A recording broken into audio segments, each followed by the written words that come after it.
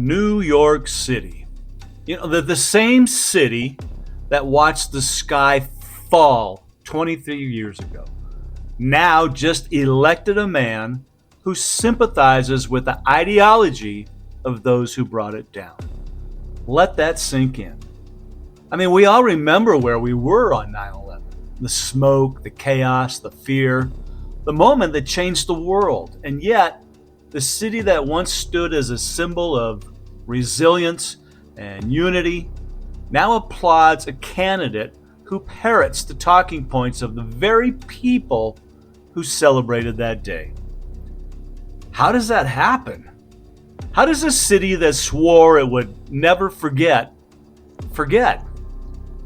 Well, maybe it's generational.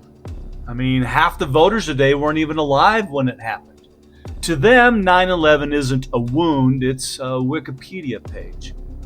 They've been taught to see it not as evil, but as blowback.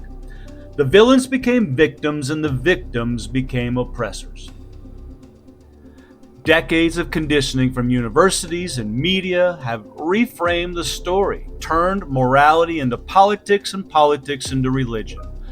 And when a politician like Mamdani walks in preaching decolonization, resistance, and social justice, it feels righteous to a generation raised on guilt instead of gratitude.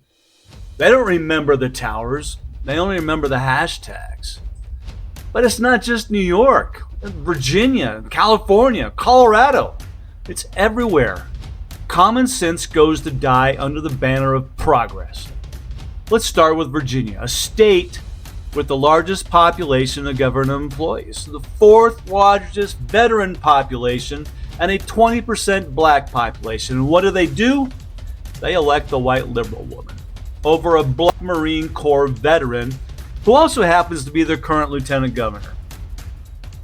And where's Obama? The same guy who chastised black men saying they'd betray their race if they didn't vote for Harris? The sister who understands your struggle? But suddenly when a real black woman with real credentials steps up in Virginia, silence. No tweet, no speech, no support, because it's not about skin color. It's about the letter after the name. Then there's California, the land of high taxes, tent cities, and moral superiority, where voters just said yes to a proposition that literally takes away their own right to vote. I can't make this up. They voted to give away their power, and proudly. And Colorado, they just said yes please to LL and MM. More drugs, more restrictions, more decline. Because apparently when everything's falling apart, the answer is always just legalize something new.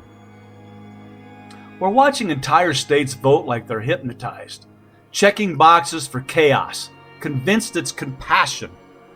They elect people who hate their country, then wonder why the country's falling apart. And the pattern's the same. The younger voters don't remember what we fought for. The older ones are too tired to fight again. And the loudest 10% decides the future for everyone.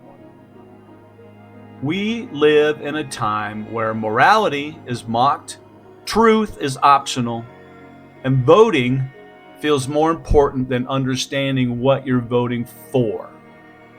Compassion has become a substitute for logic, and identity has replaced integrity. New York forgot the towers. Virginia forgot its heroes.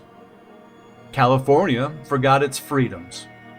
And America's forgetting what it means to think for herself. Because when a nation votes out of emotion instead of reason, it doesn't need an enemy to destroy it. It'll do it all by itself.